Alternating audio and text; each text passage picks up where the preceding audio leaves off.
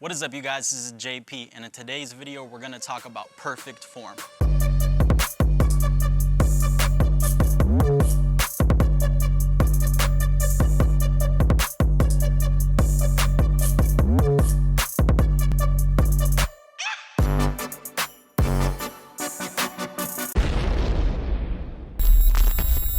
Okay, so any of you guys who go to the gym, I'm sure you've had a very uncomfortable situation where you're doing an exercise and you have the wee woo gym police come up and try to correct your form and tell you to do it this way or that way or go lower on a squat, whatever it is. While I'm not gonna lie, I obviously see a lot of weird stuff in the gym, and with the knowledge that I try to give you guys on YouTube, and for whatever you wanna take my title as in the fitness industry, I personally hate when people give unsolicited advice because they don't know what the person that they're giving advice to is doing. You don't know if he's limiting range of motion because his doctor told him to. You don't know if he has an injury he's personally trying to work towards. Maybe he found that that gives him the best results. Even with the wacky stuff that I'll see in the gym, I don't like giving unsolicited advice. But regardless, a lot of you guys may have come across that in the gym, or you were told that yourself. Maybe you've seen it happen to a friend. But regardless, is typically this revolves around having better form or perfect form.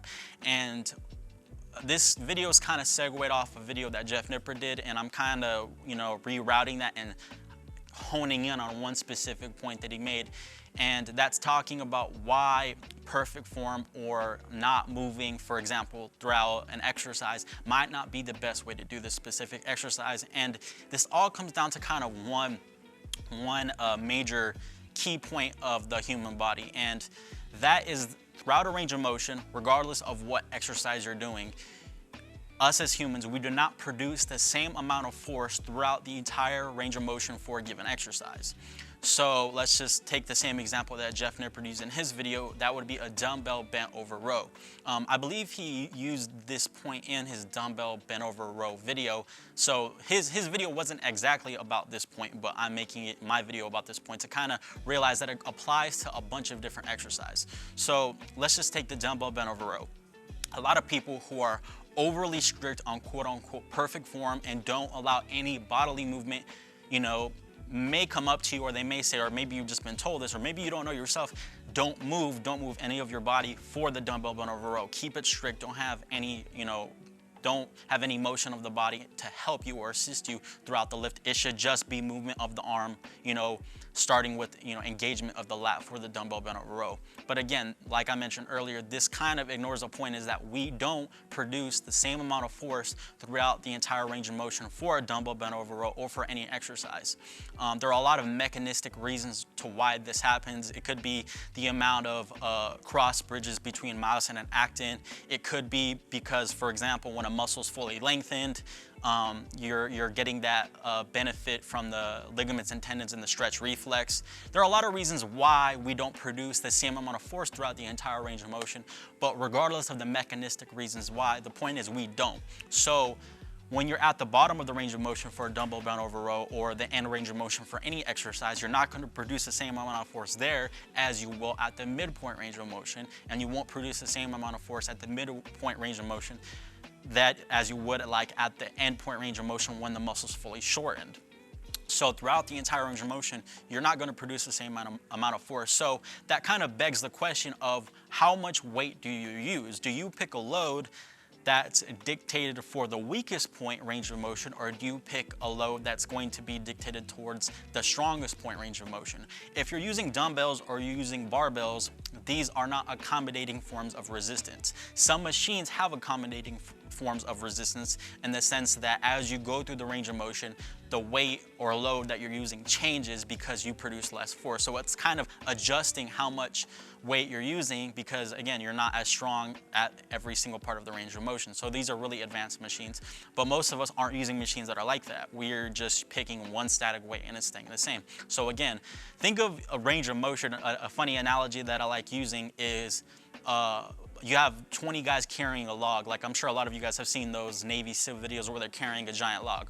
Do you pick the log the weight of the log based on the strongest guys in the group, the middle guys of the group, or the weak guys in the group. You're probably gonna wanna go to the medium or the strong guys of the group. You don't pick the lightest log and say, well, it's because the lightest guys are weak, because that's probably not gonna get you the best gains.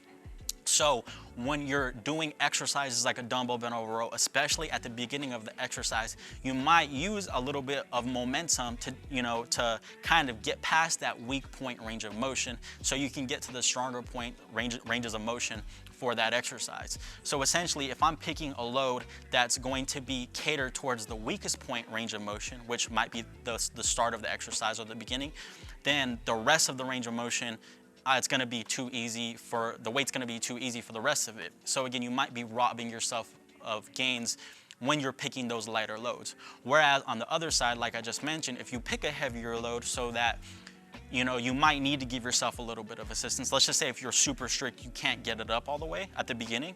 But if you use a little bit of bodily movement on that bent over row to get it started, and then the rest of the range of motion, your muscle's stronger at that midpoint range of motion, it kind of carries you through and you're able to do the reps fine there, then I would rather have that than be overly strict and rob yourself of gains. And that's what I tend to see. I've seen that with people that I work with, and I've seen that with people just, watching them in the gym, that if you're so overly strict and you're not using any momentum, and again, you have to take this on a case-by-case basis, and this is where your expertise or your practical experience comes in for you regular gym goers on where to use this, then you might be, again, robbing yourself of using heavy loads if you're overly strict and you're keeping everything super tight and you're not using any momentum. And that's where you have to kind of, there's no really black and white here for how much momentum to use. That's where you just have to use your own judgment for that. But the point of this video is to realize if you're overly strict, you definitely could be robbing yourself of gains. And depending on the exercise, I can almost guarantee to yourself that you are. So if you're one of those people on the other end who likes to walk up to someone and be, the gym police, just maybe be mindful of that in these certain exercises. It's not always the best to keep quote unquote perfect form, and that mechanistically and then in practical, terms, it's probably actually hurting yourself of games to be overly strict on your form. If you guys have any questions, comments, leave them down below. I'll see you guys in the next video. Peace.